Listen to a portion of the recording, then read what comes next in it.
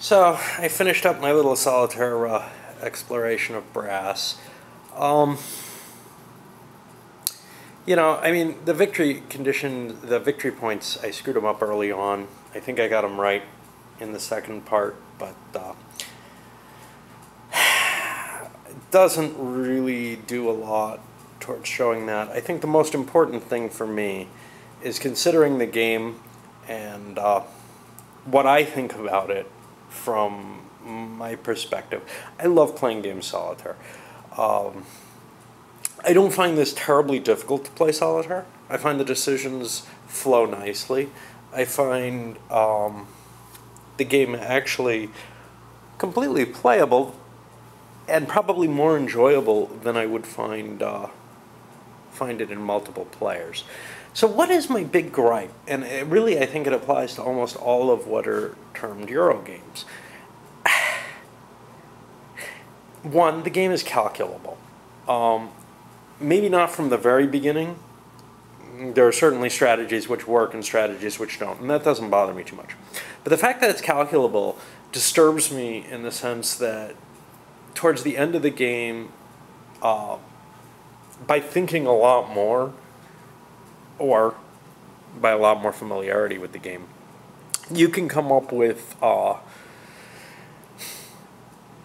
what your optimal moves are. Certainly in the last turn you can. I'm not too worried about that. The 18xx games have that same flaw. The second and maybe most difficult thing for me is actually how the game plays out. The switch between the periods, the kind of odd flip where everything comes off the map, and then, well, maybe not everything, but your presence is just changed completely. Your income's still there, but you're not getting this sense that you're building a real empire that's growing, especially with the links going away.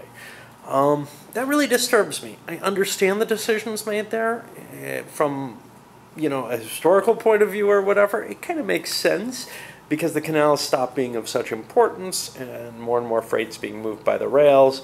So whoever controls the rails controls things. There's also the fact that controlling the lines doesn't give you that much power in terms of what you can build. So again, there's not really this contiguity to your holdings. That bothers me too.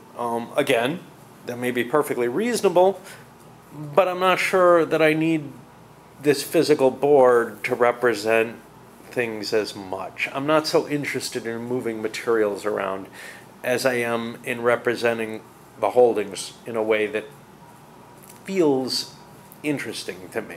This doesn't have that feeling. I'm not sure why. I'm not sure why something like 18xx appeals to me and this does not in the same way. I think it's a very good game. I think if you like Euro games, you might have... There's probably a split camp on this. I'm guessing it's a little more complicated than most Euro games, which is... That opinion is what kind of drew me to giving it a shot.